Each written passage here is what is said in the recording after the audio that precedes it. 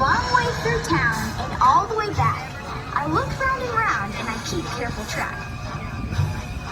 The next thing I spy is the Hop on Pop shop. Tots hopping on ice cream with cherries on top. As you can see, here in the heart of Seuss Landing is a carousel that's truly outstanding. And I see the trees, the truffula trees, the bright colored tops of the truffula trees, mile after mile in the fresh blowing breeze. One fish, two fish, red fish, blue fish. From there to here, from here to there, fantabulous things are everywhere. Just look at that red and white hat.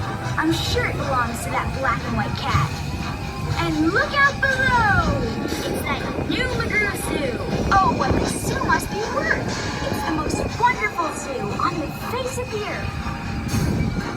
Say, I like green eggs and ham. I do, I like them, Sam I am.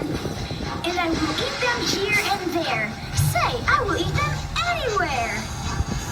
Now we bypass two unbudging zacks, both stubbornly stuck unbudged in their tracks. Now keep your eyes peeled for sneeches. They are known to love beaches. There's one down there, fishing. He's floating, he's wishing. He might catch a fish with a pinwheel-like tail. He might catch a fish who has fins like a sail. He might catch a fish with a checkerboard belly, or even a fish made of strawberry jelly. Say, that makes a story that no one can beat when we say that we saw it on Mulberry Street. But it still could be better. Did I ever tell you that Mrs. McCabe had 23 sons and she named them all Dave? Well, she did, and that wasn't a smart thing to do.